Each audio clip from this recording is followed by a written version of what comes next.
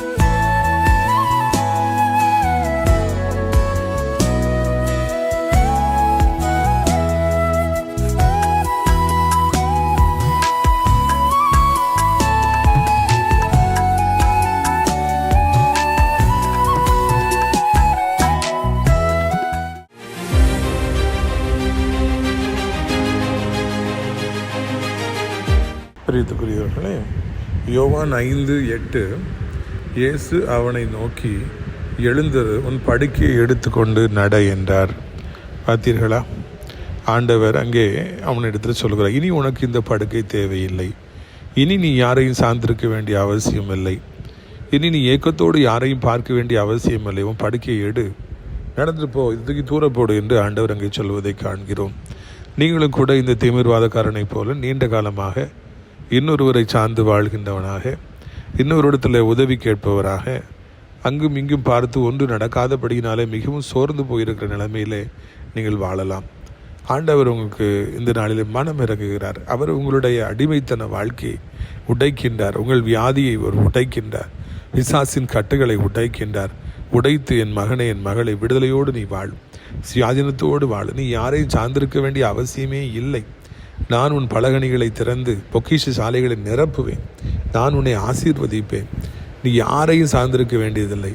நீ சுகமாக மகிழ்ச்சியாக நீ வாழ், விடுதலையோடு வாழ், எனக்கு உயிருள்ள சாட்சியை நீ இரு என்று சொல்லி ஆண்டவர் இயேசு சொல்லுகிறார். அவர் இந்த நாள் முதற்கொண்டு உங்களை ஆசீர்வதிக்கப் போகிறார். கர்த்தர் உங்களை ஆசீர்வதிப்பாராக. ஆமென்.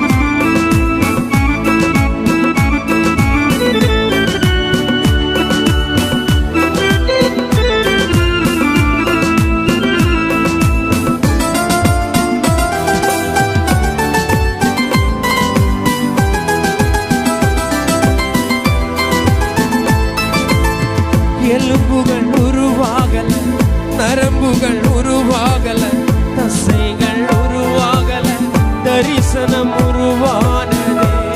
தாய் கருவிலே தரிசனம் உருவானதே.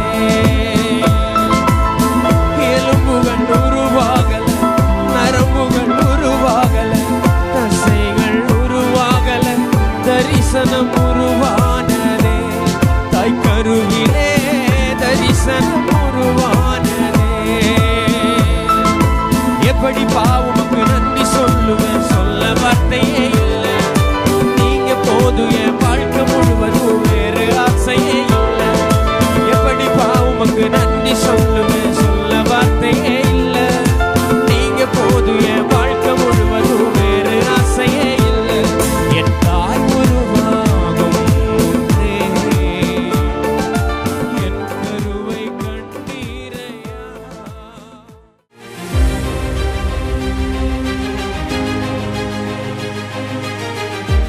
சிறியவனை பொழுதிலிருந்தும் எளியவனை குப்பையிலிருந்தும் எடுத்து உயர்த்தி ராஜாக்களோடும் பிரபுக்களோடும் வந்திருக்க செய்கிற அருமை ஆண்டவர் இயேசு கிறிஸ்துவின் இனிதான நாமத்தினாலே இந்த சத்தத்தை கேட்கின்ற அனைத்து தேவனுடைய பிள்ளைகளுக்கும் என்னுடைய அன்பான வாழ்த்துதல்கள். நீங்கள் கோடா கோடியை பெருகுவீர்களாக, உங்களுடைய பிள்ளைகள் கோடா கோடியை பெருகுவார்களாக என்று வாழ்த்துகிறேன். பிரித்துக்குரியவர்களே, இந்த வாரம் 3வது சனிக்கிழமையாக இருக்கிறபடினாலே கர்த்தர் சித்தமானால் காலை 10 மணிக்கு நாசரேத் தேவனுடைய மாளிகையில் வைத்து நம்முடைய விடுதலை நாள் கூட்டங்கள் நடைபெறும். கணக்கற்ற ஜனங்கள் வந்து மாதந்தோறும் விடுதலை பெற்று வருகிறார்கள்.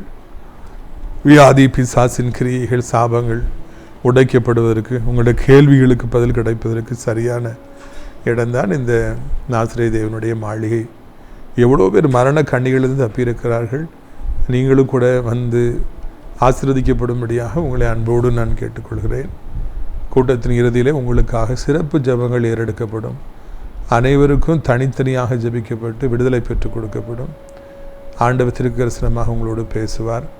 நான் மாத்திரமல்ல, நாசரேத் ஜெபஜாம்பவான் வர்வேல் சேகர் அவர்களும் அன்னூரை சார்ந்த தேவனுக்காக எழும்பி பிரகாசிக்கிற நட்சத்திரமாகிய ஜோசப்பனன் அவர்களும் இணைந்து ஜெபிப்போம். அனைவருக்கும் கூட்டத்தின் இறுதியில் மிக சுவையான விருந்து உண்டு என்பதை நான் மகிழ்ச்சியோடு அறிவித்துக் கொள்கிறேன்.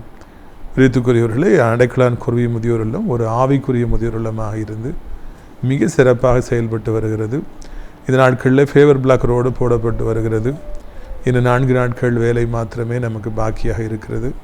கர்த்தர் எல்லாவற்றையும் நமக்கு நேர்த்தியாக முடித்து கொடுக்கும்படியாக நீங்கள் அதற்காக ஜெபிக்கும்படியாக உங்களை அன்போடு நான் அழைக்கின்றேன். பிரித்துக்குரியவர்களே, இங்கு ஏராளமான இடங்கள் இருக்கிறது. தினந்தோறும் இங்கே இருப்பவர்களுக்காக சிறப்பு ஜெபங்கள் ஏறெடுக்கப்பட்டு வருகிறது. யார் ஆவிக்குரிய முதியோர் இல்லத்தை விரும்புகிறீர்களோ நீங்கள் தாராளமாக இங்கே வரலாம் என்பதை உங்களுக்கு நான் மகிழ்ச்சியோடு அறிவித்துக் கொள்கிறேன். பிரித்துக்குரியவர்கள், இந்த நாளில் நம்முடைய பிரயோஜனத்திற்காக மத்தேயு 9:6 பூமியிலே பாவங்களை மன்னிக்க மனுஷகுமாரனுக்கு அதிகாரம் உண்டு என்பதை நீங்கள் அறிய வேண்டும் என்று சொல்லி திமிர்வாதக்காரனை நோக்கி, நீ எழுந்து உன் படுக்கை எடுத்துக்கொண்டு உன் வீட்டுக்கு போ என்றார். உடனே அவன் எழுந்து தன் வீட்டுக்கு போனான். திமிர்வாதக்காரன் என்றால் அவன் உடல் முழுவதும் செயல்படாத ஒரு நிலைமையில் இருக்கும்.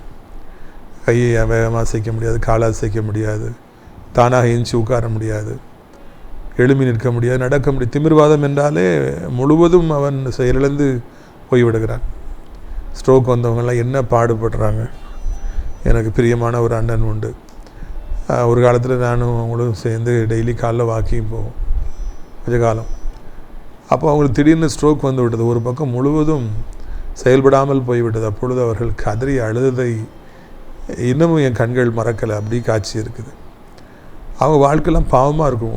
ஒரு சைடு விளங்காமல் போயிடுச்சு அப்படின்னாலே எவ்வளோ பேர் எவ்வளோ பாடுகளை அனுபவிக்கிறாங்க. அதுக்கு பிறகு அவங்க வாழ்க்கையில் அந்த பழைய பலன்லாம் இல்லாமல் எவ்வளோ கஷ்டங்கள். இது திமிர்வாதம் என்றால் முழுவதும் அப்படியே செயலிழந்து போய்விடுகிறது. மனிதர்களுக்கு விதவிதமான வியாதிகளை கொண்டு வந்து அவர்களை அலைக்கழித்து அவர்களை வேதனைப்பட வைக்க வேண்டும் என்பதை பிசாசுடைய விருப்பமாக இருக்கிறது. நம்ம ஸ்ட்ராங்காக இருக்கிறது, நம்ம பலமாக இருக்கிறது, நம்ம வந்து ஓடி ஆடுறதெல்லாம் ஆண்டவருக்கு பிரியம். அதை தான் அவர் விரும்புகிறார். இன்னொரு பக்கம் பிசாசோ எப்படியாவது நம்மை முடக்கி விட வேண்டும் என்று சொல்லி அது போராடுகிறது. இது வந்து காலகாலமாக நடந்து வருகின்ற ஒரு காரியம். நாம் தான் கவனமாக இருக்க வேண்டும். பிரித்துக்குரியவர்களே, கொரோனான்னு சொல்லி சொன்னாங்க, கேன்சர்னு சொல்லி சொல்கிறாங்க. இந்த வியாதியெல்லாம் யோசித்து பார்த்தோம் அப்படின்னா எப்படியாக அது செயல்பட்டு ஒரு மனுஷனை அழிக்கணும், ஒரு மனுஷியை அழிக்கணும்னு சொல்லிட்டு சாத்தானால் கண்டுபிடிக்கப்பட்டிருக்கிறது. எப்படி அவன் அதை யோசித்து இந்த வியாதியில் மனுஷர்கள் கொண்டு வந்து எத்தனை பேரை கொண்டு போடுகிறான். கர்த்தருடைய கிருபை இருப்பவர்களோ அதில் தப்பி பிழைக்கிறாங்க. இப்படியாக அவன் மனிதர்களை முடக்க வேண்டும் என்று வியாதிகளை கொண்டு வந்து கொண்டிருக்கிற பொழுது ஆண்டவரோ அந்த வியாதிகளிலிருந்து தன்னுடைய பிள்ளைகளை எப்படியாவது குணமாக்க வேண்டும் என்று அவர் துடிக்கின்றார். அதுக்கு ஒரு மருந்து அவர் கண்டுபிடிச்சார். சிலுவைக்கு சென்றார். அங்கே 6 மணி நேரம் தொங்கினார். தன் இரத்தத்தை எல்லாம் சிந்தினார். தன்னை அடிப்பதற்கு அவர் ஒப்பு கொடுத்தார். தன் ஜீவனை கொடுத்தார். ஜீவனை கொடுத்து நம்முடைய ஜீவனை மீட்டு கொண்டார். அவன் வியாதியை கொன்றதுக்கு வழியை உண்டாக்கினா, நம்முடைய ஆண்டவரோ வியாதியிலிருந்து வெளியே வருவதற்கு, சுகம் பெறுவதற்கு வழியை உண்டாக்கினார்.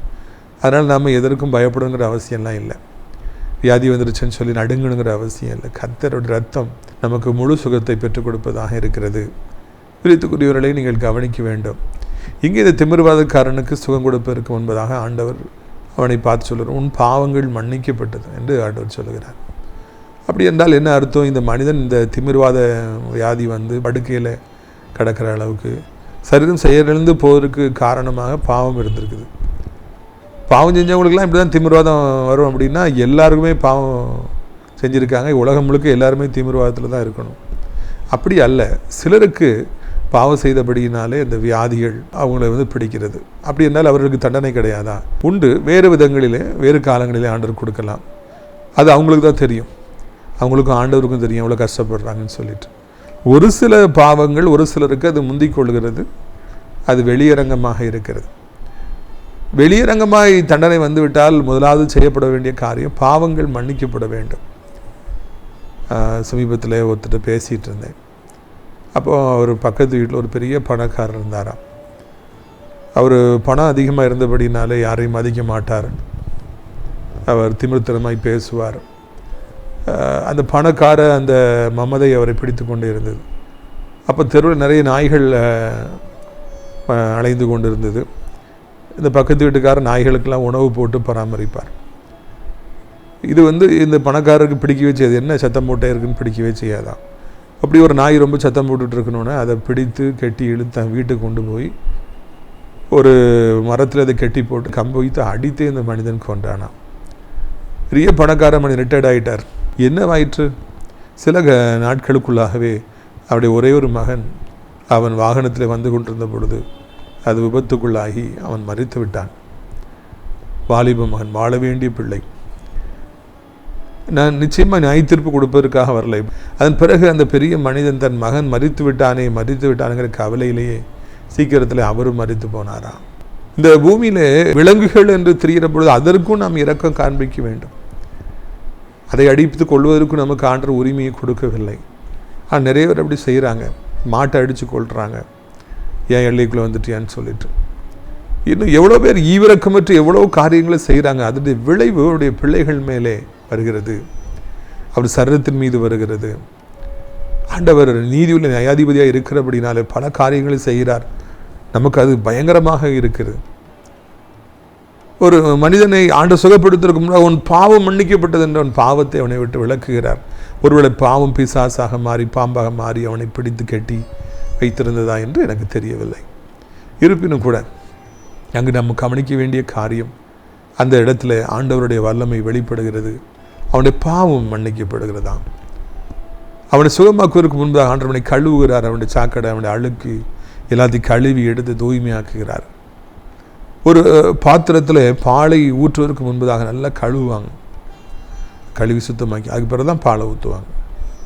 இதுக்கு தெரியுமா, அது அழுக்கோடு குடித்தால் அந்த பால் அப்படி அது கெட்டு போய்விடும். அது பயங்கர சேதாரங்களை அது குடிப்பவர்களுக்கு ஏற்படுத்தும். நல்ல பாத்திரங்களை கழுவ வேண்டும். கழுவி அதை பரிமாறப்படுகிற பொழுது சாப்பாடு வைக்கிறதா இருக்கட்டும், குழம்பு வைக்கிறதா இருக்கட்டும், டிஷ்ஷஸ் சைடு டிஷ்ஷஸ் வைக்கிறதா இருக்கட்டும், எதுவாக இருந்தாலும் நமக்கு அது கழுவி சுத்தமாக இருக்கணும்.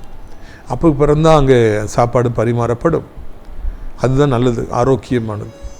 அதே போலவே நம்முடைய வாழ்விலே நாமும் கூட சரீரத்தில் இருக்கிற அழுக்குகள் எல்லாம் கழுவ வேண்டும். ஒவ்வொரு நாளும் அந்த கல்வாரி இரத்தத்தில் நதியிலே நாம் மூழ்கி குளித்து, ஆண்டவர் என்ற பாவங்களை என் தோஷங்களை என்னை விட்டு அகற்றும், நான் நிறைய பாவம் பண்ணியிருக்கிறேன், என்னை மன்னியும் என்று சொல்லி கல்வாரி இரத்தத்தினாலே நாம் கழுவப்படுவோம் என்றால் அது மிகவும் நலமானதாக இருக்கும். இந்த மனிதனுக்கு ஒரு குளியல் தேவைப்பட்டது. இந்த மனிதனுடைய தோஷம் நீங்க வேண்டும், இந்த மனிதனுக்கு ஒரு புது வாழ்வு கிடைக்க வேண்டும் என்பதற்காக ஆண்டவர் அங்கே அந்த மனிதனை சுகப்படுத்துகிறார். ஆண்டவர் அந்த மனிதனை ஆசீர்வதிக்கிறார். உன் பாவம்லாம் நீங்கட்டும்னு சொல்லி சொல்கிறார். வியாதிக்கும் பாவத்துக்கும் சம்பந்தம் இருக்கிறது என்று இந்த சம்பவம் நமக்கு காண்பிக்கிறது. எல்லா வியாதிக்கும் பாவம் தான் காரணம்னு நம்ம சொல்ல முடியாது. இந்த மனிதனுடைய வாழ்க்கையிலே நான் காண்கிறோம், பாவம் நீங்குவதற்கு முன்பதாக ஆண்டவர் அவனை கழுவினார், தூய்மைப்படுத்தினார் என்று காண்கிறோம். ஸோ இதுலேருந்து நம்ம ஒரு பாடத்தை கற்றுக்கொள்கிறோம். இன்றைக்கு நமக்கு வியாதி இருக்குது, நம்ம குடும்பத்தில் வியாதி இருக்குன்னா கண்டிப்பாக நீங்கள் பாவம் செஞ்சீங்க அதனால தான் வியாதி வந்துருக்குன்னு சொன்னாங்கன்னா அது ஏற்றுக்கவே முடியாது. அப்படி இல்லவே இல்லை. கண்ணு தெரியல அம்மா செஞ்ச பாவமா இவன் செஞ்ச பாவமானு கேட்கும்போது இல்லவே இல்லைன்னு ஆண்டவர் சொன்னார். ஒருவேளை அது பாவத்தினாலே வந்திருக்கும் என்றால், பலகீனத்தினால வந்திருக்கலாம், பல காரணங்களால் வியாதி வரும். ஒருவேளை இது பாவத்தினாலே வந்திருக்கும் என்றால் அது வியாதி நீங்கும்படியாக நாம் ஆண்டவருடைய சமூகத்தில் காத்திருந்து நான் செய்த பாவங்களை மன்னியும் ஐயா என்று அவரிடத்தில் கேட்பது அவசியமாக இருக்கிறது. ஏன் தெரியுமா, நம்ம என்ன பாவத்தை செஞ்சாலும் உலகம் மன்னிக்காது, தெரிஞ்சிருச்சுன்னா மன்னிக்கவே மன்னிக்காது. ஆனால் ஆண்டவர் நீங்கள் என்ன பாவத்தை செய்தாலும் அதை மன்னிப்பதற்கு ஆயத்தமாக இருக்கிற பொழுது நீங்கள் ஏன் அதை ஆண்டவர்கிட்ட போய் கேட்கக்கூடாது? ஆண்டவரை என்னை மன்னியும், என் தகப்பனை என்னை மன்னியும், நான் எவ்வளவோ பாவங்களை செய்திருக்கிறேன், அது நீரும் அறிவீர், நானும் அறிவேன். இப்பொழுது மனம் வருந்துகிறேன். ஆண்டவரே, என் பாவத்தினால எனக்கு வந்திருக்கிற தண்டனை என்னால் தாங்க முடியாது, எப்படியாவது என்னை மன்னியும். ஆண்டவரே, என் ரத்தத்தினால என்னை கழுவு, என் தோஷம் நீங்கும்படியாக செய்யுன்னு சொல்லி உங்களை சுத்திகரிச்சுட்டே இருந்தீங்கன்னா வியாதி தானாக நீங்கிவிடும். அது பாவத்தினாலே வந்திருந்த வியாதியாக இருந்தால் என்கிற நல்ல செய்தியை உங்களுக்கு நான் அறிவிக்கும்படியாக விரும்புகிறேன். பிரியத்துக்குரியவர்களே, இதைத்தான் இந்த நாளிலே உங்களுக்கு நான் அறிவிக்கிறேன். இயேசுவன் பாவத்தை நீக்கினார். உன் பாவம் மன்னிக்கப்பட்டது என்று சொல்லி சொன்னாரா? பாவம் மன்னிக்கப்படாதா? என் பாவம் நீங்கி நான் தூய்மையாகி விட மாட்டேனா என்று இன்றைக்கு எத்தனை கோடி கோடி மக்கள் என்ன வல்லமோ செய்து பார்க்குறாங்க.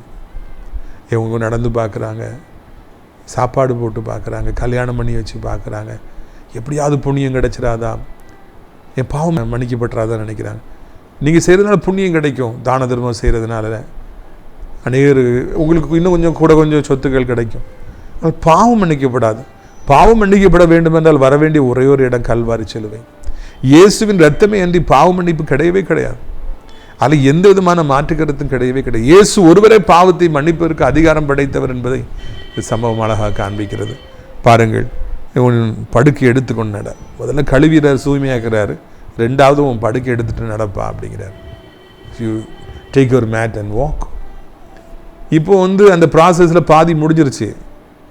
இவன் கழுவப்பட்டுட்டான், இவன் பாவம்லாம் அவனை விட்டு போயிடுச்சு, பாவத்து நிமித்தமாக சாபமும் போயிடுச்சு. அதனால் இப்போ இவனை எழும்பு, நீ நட அப்படிங்கிறாரு. எப்படி நடக்க முடியுங்க?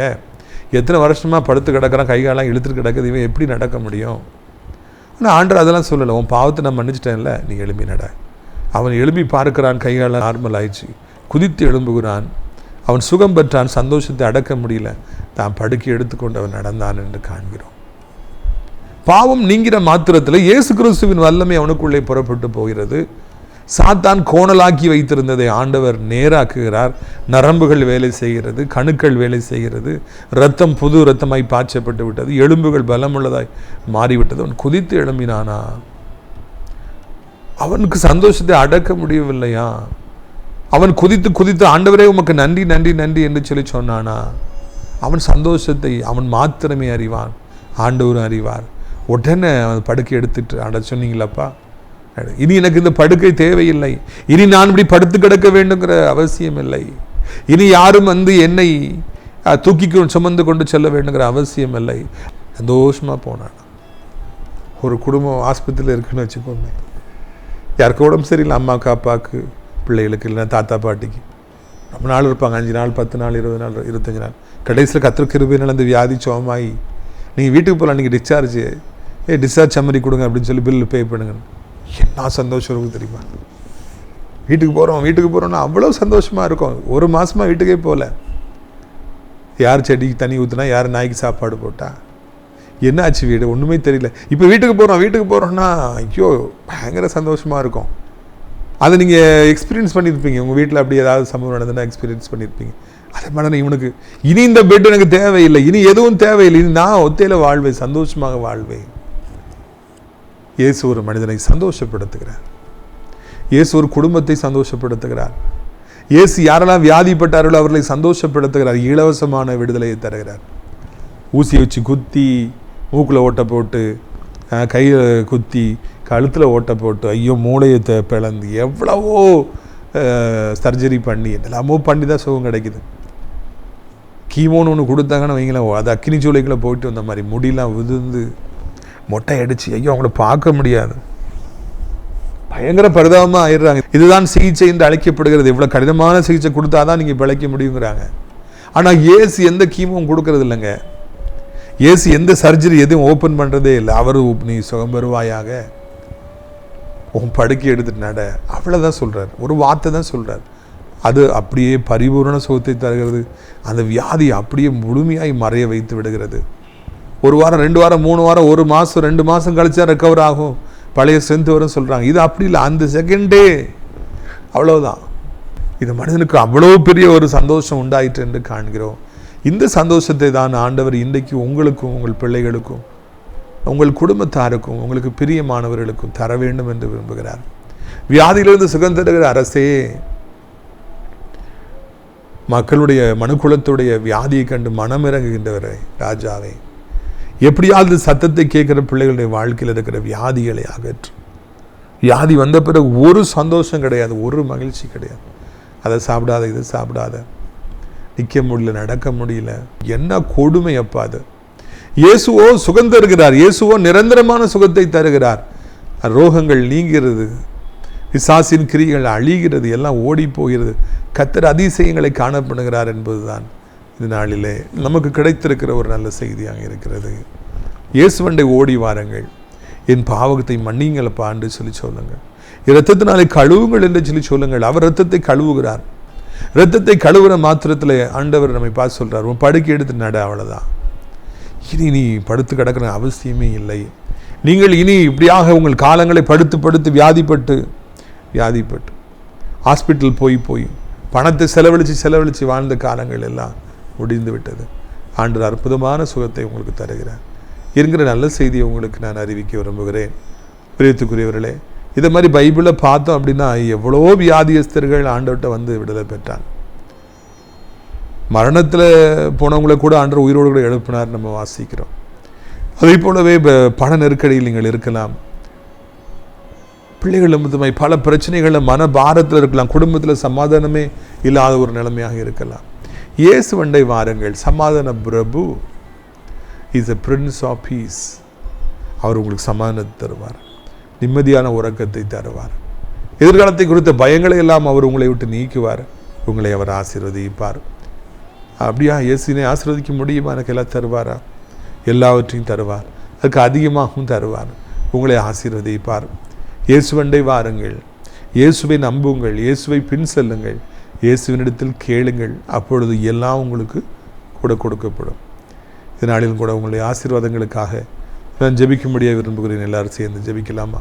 அப்பா பிதாவே, வானத்துக்கு பூமிக்கும் ஆண்டவரே, இந்த நாளுக்காக நன்றி செலுத்துகிறோம், ஸ்தோத்திரம் செலுத்துகிறோம். ஐயா, பாவம் மன்னிக்கப்படாதா? என் வாலிப காலத்தில் பாவம் செய்து இப்பொழுது 60 வயதாகிடுச்சு, 70 வயதாகிடுச்சு, என் பாவம் என்னை பின் தொடர்ந்து வருகிறதே, என் பாவத்தை மன்னிக்க மாட்டீரா என்று கதறி தவிக்கிற பிள்ளைகள் ஒவ்வொருவருக்காக நன்றி செலுத்துகிறோம், ஸ்தோத்திரம் செலுத்துகிறோம். ஐயா இறைவா, இந்த அருமையான நாளிலும் கூட ராஜா, என் தகப்பனை கல்வாரி எண்டை வரும்படியான ஞானத்தை பிள்ளைகளுக்கு தானோடைய கண்களை திறந்தரலும். அங்கே சிந்தப்படுகிற இயேசு கிறிஸ்துவின் ரத்தம் சகல பாவங்களை நீக்கி நம்மை சுத்திகரிக்கும் என்று ஆண்டவரை வார்த்தை சொல்லுகிறதப்பா. ஒவ்வொருவரையும் கர்த்தர் ஆண்டவரை எப்படியாவது நீர் தொழுவீராக, ஒவ்வொருவருக்கும் மனம் இறங்குவீராக, ஒவ்வொருடைய வாழ்க்கையிலும் புதிய இரத்தத்தை நீ பாய்ச்சுவீராக, ஆசீர்வதிப்பீராக, வேதனை இல்லாத ஒரு வாழ்க்கையை நீ தருவீராக அப்பா. இயேசுவின் நாமத்தினாலே ஷீகார ரூபா ரபானா நஹபாத்து ரபோனா கபாலா கரம், நிச்சயமாக மறுபடியும் உனக்கு ஒரு வாய்ப்பை தருவேன் என்று அன்பையா கர்த்தர் சொல்கிறார். விழுந்தீர்கள், பயங்கரமாக விழுந்துட்டீங்க, மேலேருந்து விழுந்துட்டீங்க. என் மகனை மறுபடியும் உன்னை நிச்சயமாய் தூக்கி நிறுத்துவேன், இன்னொரு வாய்ப்பை உனக்கு தருவேன், இன்னொரு விசை உன்னை ஆசீர்வதிப்பேன், நீ அதற்கு ஆயத்தப்படு என்று ஆண்டவர் சொல்கிறார். ஓ ரீதி கி காமா ரீதோ கோரோனியா ஷக்கு பவுலா கரா ஓ லபாரா கரா. நல்ல தெளிந்த வாழ்க்கை தண்ணீரை போல, நீரோட்டை போல உன் வாழ்க்கையின் சகோதரி ஒருத்தருக்கு அனுமதிச்சு கொடுத்ததுனால, உள்ள விட்டதுனால அவர் வந்து குட்டையை குழப்பி இப்பொழுது வாழ்க்கை முழுக்க குழம்பி போய்விட்டது. நிம்மதியே இல்லை, சந்தோஷமே இல்லை. என்னை கேட்டு நீ செய்தாயா? ஏன் இப்படி அவசரப்பட்டாய்? இனி இப்படிப்பட்ட மக்களுக்கு உன் வாழ்க்கையில் இடம் கொடுக்காதே, என்னிடத்தில் கேள் என்று சொல்லி கர்த்தர் சொல்கிறார். மறுபடியும் அந்த இழந்து போன சமாதானத்தை உங்களுக்கு தருகிறார் சகோதரி. அந்த நபரி நிமித்தமாக எங்கள் உள்ளத்தில் இருக்கிற போராட்டங்களை அவர் இப்பொழுதே எடுத்து போடுகிறார், உங்களுக்கு சமாதானத்தை தருகிறார். நன்றி ராஜா, நன்றி தகப்பன், நன்றி ராஜா. ரா ரா ரா ரீகோ மஹப்பா காத்தா ரனா தூ கோரோலோ லிபோகோ மாக்காரா தூ நீ ஆத்தாக்கா பாரா நாத்தா ரா ராகரா. சாத்தா இழுத்துட்டு போயிட்டே இருக்கிறான் மகளை. வியாதி வந்து அப்படி இழுத்துட்டு போயிட்டே இருக்குது, உயிர் போயிட்டே இருக்குது, அப்படி சாத்தா இழுத்துட்டு போயிட்டே இருக்கான். செத்து விட வேணும் என்று பயந்துட்டுருக்கீங்க. இன்றைக்கு அவனுடைய கொடுக்கு உடையுது. உங்களை மரணத்தை நோக்கி இழுத்து போன சாத்தான் ஓடி போகிறான். இன்னிலிருந்து மறுபடியும் நீங்கள் சுகம் பெறுவீர்கள், இழந்து போன பலனை பெறுவீர்கள். இன்னும் பலவரிடம் இந்த பூமியில் நீங்கள் ஏசப்பாவுக்கு சாட்சியாக, உயிருள்ள சாட்சியை வாழ்வீர்கள். நன்றி நன்றி நன்றி நன்றி நன்றி நன்றி ராஜா. சி பாரா தூ நோ ஷியூ கோரோ நீ காரா நீ தாக்கார பாலா கார பவுலா காரா பவுலா காரா பானா. நல்ல காரியம் நடக்காதா என்று காத்திருக்கிறீங்க மகளை. நல்ல காரியம் நடக்காதா? என் ஆண்டரை நினைக்க மாட்டாரா? ஐயோ எவ்வளோ காலம் நான் காத்திருக்கிறேன்னு சொல்லி காத்திருக்கிறீங்க. ஆண்டவருக்கு உங்களுடைய பெருமூச்சு கேட்டது, கண்ணீரை கணக்க வைத்தார். உங்களுடைய கணக்கெல்லாம் அப்படி கரெக்டாக நிரம்பிருச்சு, சரியாக செட்டில் ஆயிடுச்சு. இதோ ஆண்டவருடைய வேலை வந்துவிட்டது. இன்றைக்கு ஆண்டவர் உங்களை ஆசீர்வதிக்கிறார். உங்கள் துக்கங்களையும் துயரங்களையும் ஆண்டவர் மாற்றார். தகப்பனே, உடைய பிள்ளைக்கு மனம் இறங்கும். தகப்பனே, உடைய பிள்ளையை ஆசீர்வதியும். வேதனை இல்லாத ஒரு வாழ்க்கையை தாரும். நான் இன்று முதற்கொண்டு உன்னை ஆசீர்வதிப்பேன் என்று சொன்னவர் இன்று முதற்கொண்டு ஆசீர்வதியும். வயதானோர் கீழே விழுந்து விடாதபடி 2 கையாலை ஏந்தி கொள்ளுங்கள். வாலிபத்தின் பாவங்கள், போதை, அடிமைத்தனம் சிக்கியிருக்கிறவங்களுக்கு விடுதலை தாருங்க. மொபைல் அடிமைத்தனம், பைக் அடிமைத்தனம், விபத்து, நாச மோசங்கள், ஹார்ட் அட்டாக், ஸ்ட்ரோக்கு, சடிதில் எந்த ஆபத்து வராதபடி காத்துக்கொள்ளுங்க. இரத்த கோட்டைகளை மறைத்து கொள்ளுங்க. ஆண்டவரே, எக்ஸாம் எழுதிக்கிற பிள்ளை நல்ல ரிசல்ட் தாருங்க. அடுத்து என்ன படிக்கணும்னு சொல்லி தாருங்க. உலகம் முழுவதும் அமைதி, சமானம் உண்டாகட்டும். கேஸு, பெட்ரோலு, டீசல் எல்லாம் கட்டுப்பாட்டுகளை விலை இருக்கட்டும். இயேசு கிறிஸ்துவின் நாமத்தினாலே ஆண்டவரே சோத்திரம் ஐயா. இந்திய நாட்டில் இருக்கிற அத்தனை பேரையும் ஆசீர்வதிங்க. ஊழிய சேரல் கடவுளுடைய பிள்ளைகளையும் ஆசீர்வதிங்க. ஆண்டவரே, இந்த நாளிலும் நாசரேத் திராட்சைப்பழத்தோட்ட ஊழி நேசிக்கிற நம்முடைய நிகழ்ச்சியை பார்க்கிற ஒவ்வொருவரையும் ஆசீர்வதிங்கப்பா. தேவக்காரம் ஒவ்வொருவரையும் தாங்கட்டும். கிருபைக்குள்ளே ஒளித்து வைத்துக் கொள்ளுங்க. முக்கியமாக ஆண்டவரை, இந்த அருமையான நாளிலும் கூட அடைக்கலான் குறி முதியோரத்தில் சேர அநேக இடங்கள் உண்டு. அநேகர் அழைத்து கொண்டு வாருங்க. கர்த்தர் மகிமைப்படுங்க. எல்லா துதி உமக்கை செலுத்துகிறோம். இயேசுவின் மூலம் ஜெபிக்கிறோம் நல்ல பிதாவே, ஆமென். என் ஆத்துமாவை கர்த்தரை ஸ்தோத்திரி. என் முழு உள்ளமே அவருடைய பரிசுத்த நாமத்தை ஸ்தோத்திரி. என் ஆத்துமாவை கர்த்தரை ஸ்தோத்திரி. அவர் செய்த சகல உபகாரங்களை ஒருபொழுதும் மறவாதே. ஆமென். கர்த்தராகிய இயேசு கிறிஸ்துவின் கிருபையும் பிதாவாகிய தேவனுடைய அன்பும் பரிசுத்தாவுடைய அந்யோன்ய ஐக்கியமில்லாத பிரசன்னம் உங்கள் அனைவருடைய இன்றைக்கு சதா காலங்களில் நிலைத்திருப்பதா. அல்லேலூயா, அல்லேலூயா. God bless you. Amen.